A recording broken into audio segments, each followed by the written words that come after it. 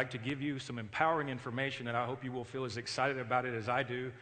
Before that, I would like to do a little exercise with you. I'd like to start from this side, and I would like to ask the first person sitting and going to each third person to stand up or raise your hand. Go ahead, don't be shy. Everybody, please. It's an audience exercise. Please don't be shy.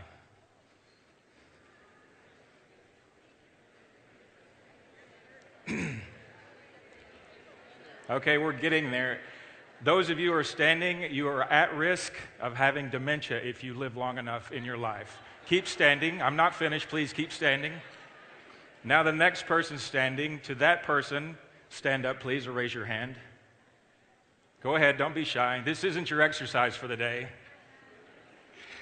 You either have diabetes or you're at risk of having diabetes at some point in your life.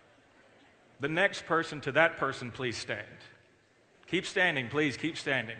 This is a group activity. I'm trying to get a little movement here. I don't want anybody sleeping through my talk.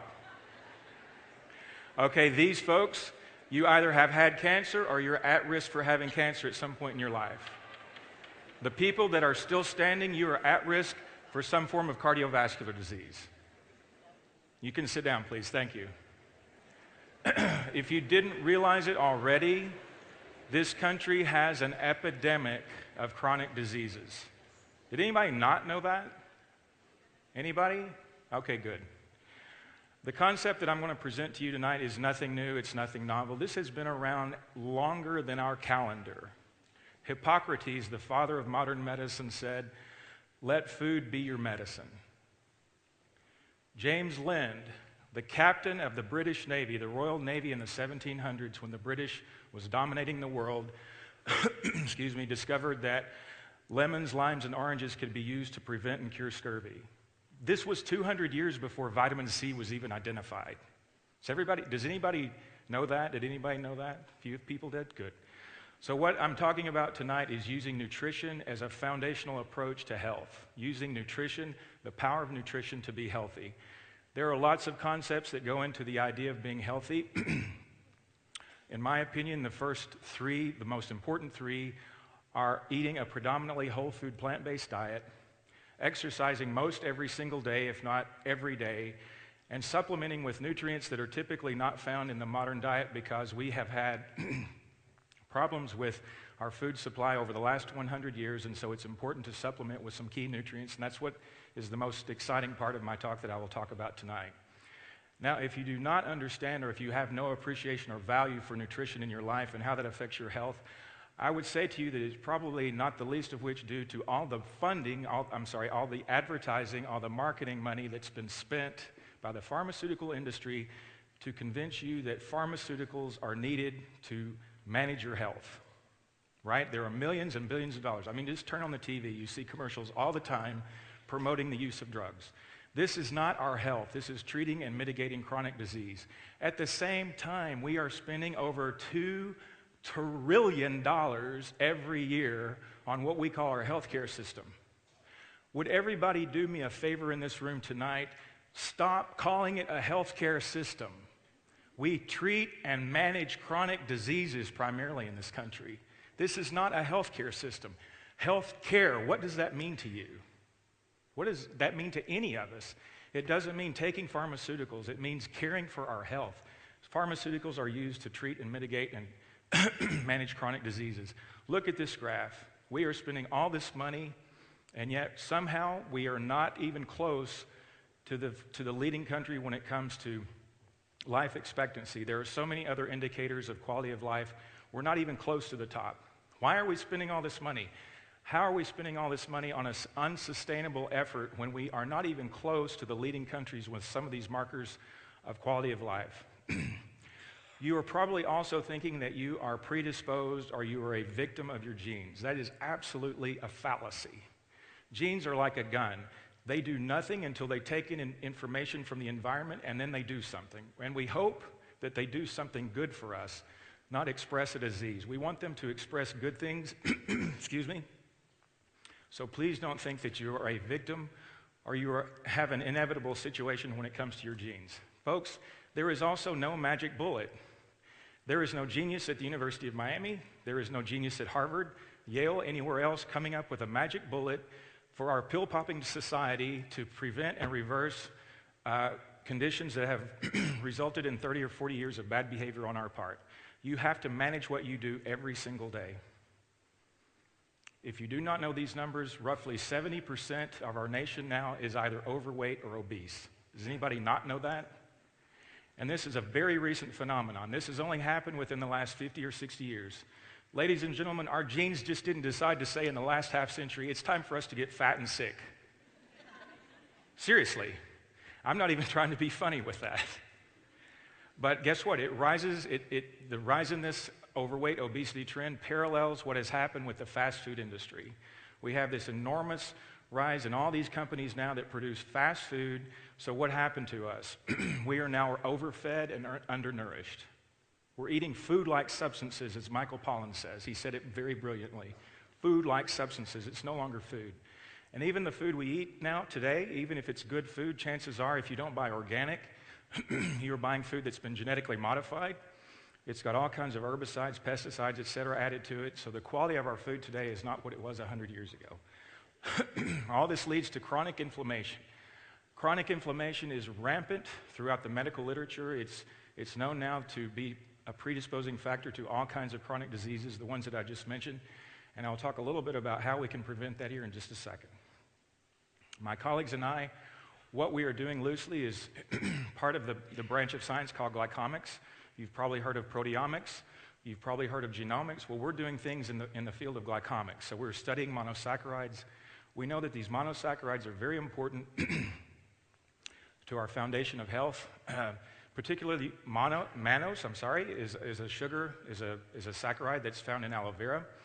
This aloe vera has been used for thousands of years by humans, right? I mean, everyone knows that aloe vera is you think of it as being used topically, of course, when you have a burn or a cut or something like that. But actually, it's just as potent, if not more potent, when you take it orally. So what we know now through the study of glycomics is that many molecules of mannose are needed for the bioengineering of life, for all the cellular synthesis functions, everything that you need to produce good products. So when you think about analogy of a manufacturing process, an assembly line, you need certain nutrients, certain raw materials to go in, and that's exactly what we do when we give mannose in high doses or high amounts that normally you would not get in the average diet. So you may be thinking to yourself, okay, that's great. So what do I do? How can I get these things? Well, again, I just mentioned aloe vera. If you have, I don't know, I think you guys got some sort of a goodie bag, if I can call it that, some sort of a sample. I think you were given something, and you have a product that I'll mention just briefly, very quickly, but I'll talk about that when I get to the results of this study that we just published earlier this year. So aloe vera, again, is very high in this particular nutrient. It's very crucial because of the way it works in all of our cells in every aspect of our lives. Hospice. Is there anyone in this room who does not know what hospice is? Hospice is the last step to the funeral home, right? If you get sent to hospice, you're on your way to death, right? Okay, good. I didn't hear any no's yet, so that's good. So a colleague of mine had a patient who had gone through all the standard conventional treatments. He had gone through surgery, radiation, and chemotherapy. He was given up for dead. He was sent to hospice. He had metastatic tumors throughout his body, particularly in the liver. If you look at this graph, you can see in July of 1999, after he had had all the conventional treatments, he got started on the monosaccharides. A year later, you can see how much the tumor was reduced. Folks, this man is still alive today. How about that? Yes. Now, I know some of you may be thinking this is medical heresy. It's not medical heresy. This is giving the body the raw materials it needs to function properly. This is allowing the body to do what it is intended to do. I don't care if you believe in evolution or creation or some combination. This is much more fundamental than treating disease with drugs. This man is still alive today. Hallelujah for him. The study we published earlier this year is going to blow you away too, I think, because if you haven't already been affected by somebody with Alzheimer's disease, you probably will. We are an aging population. There are going to be so many more people coming down with Alzheimer's disease. There is currently no treatment, no cure, no preventive strategy for Alzheimer's disease. We took a sample of people with moderate to severe Alzheimer's disease. We put them on these monosaccharides. After 9 to 12 months, they started having improvements in memory and cognitive functioning. Show me something else like that in the literature. The best the drugs can do are delay decline for a couple of months. We actually had people coming out of the ether. We actually had people coming back, remembering their sons and their daughters, remembering their significant other, remembering their spouse. I had caregivers calling me and saying, John, I can't believe it. My wife is back. She remembered my name. It gives me chills just even telling you guys. It's powerful stuff. What we also showed, I'm sure everybody knows there is a debate about embryonic stem cells. We have taken that debate out of the equation because what we showed is that these monosaccharides stimulate the proliferation of their own adult stem cells. There's no need for transplantation or for embryonic stem cell work. We've showed that these nutrients, again, give the raw materials the body needs to function properly. We are constantly assimilating cells, particularly the adult stem cells, and we want these guys to migrate out where there's damage and repair it. We also showed, if you remember back to the inflammation slide, that we reduced inflammatory factors as well. So not only did we improve cognitive functioning, we reduced inflammation, and we proliferated adult stem cells. Show me another study in the literature like it. There's nothing else out there for people with Alzheimer's disease. Finally, you have the power. It's up to you. You do not have to think, I'm going to be dead from chronic disease. You can do something about it. I've given you some tools. I've given you some information. All you have to do is decide right here that healthcare is what you do every single day. It's what you do day after day on a consistent basis. It's not going to a clinic or a hospital once a year and having your blood drawn and having your blood pressure checked. You can take ownership of it. I've given you some tools to do it. Thank you for your attention.